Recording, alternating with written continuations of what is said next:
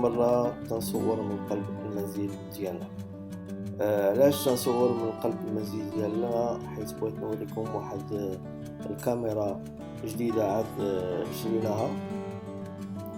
قبل كنا شرينا اوسمو بوكيت كما وريتها لكم في الفيديو الاخر كيفاش تصور، هي هذيك وهي اللي كنصور بها. اليوم غادي نوريكم فيديو يعني كاميرا جديدة. هذه الكاميرا جديدة تتفوق هذه من ناحية هذه تتصور بها عادي وفيها 4K وعندها مميزات ثانية. اما هذه اللي جبتها اليوم هي هذه insta360one. يعني هذه يعني خطيرة، يعني تاهي تتصور 4K وماشي 4K، اكثر من 4K 5.7K. يعني تتصور كل شيء، اي حاجة ما يمكنلكش يعني توجهها لاي بلاصة ولا هكا. هي تتصور 360 درجة. غادي نحلوها ان شاء الله مع بعضياتنا وغنشوفوا شنو كاين الداخل فيها. وتيجي معها سيلفي ستيك. هاد سيلفي ستيك المميزات ديالو هو انفيزيبل سيلفي ستيك، يعني تكون تتصور 360 ما تيبانش. خليكم مع الفيديو واجيو معايا نحلو هاد الكاميرا.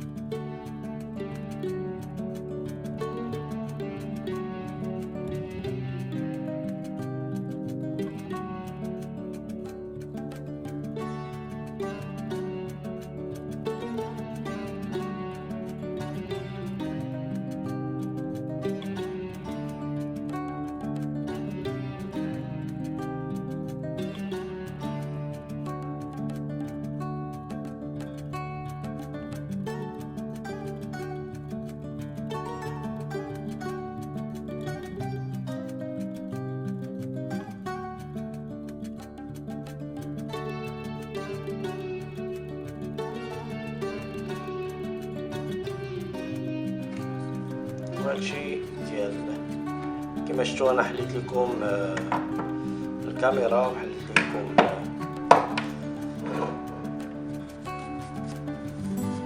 السيلفي ستيك، وان شاء الله باذن الله غادي يكونوا فيديوهات جديدين باسلوب جديد. تنتمنى ان هذا الفيديو يعجبكم، وتنتمنى انكم ديروا لايك،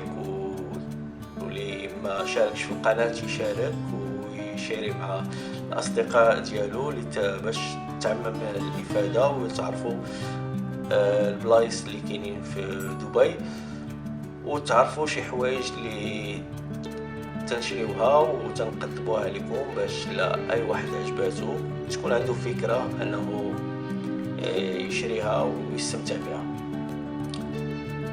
السلام عليكم.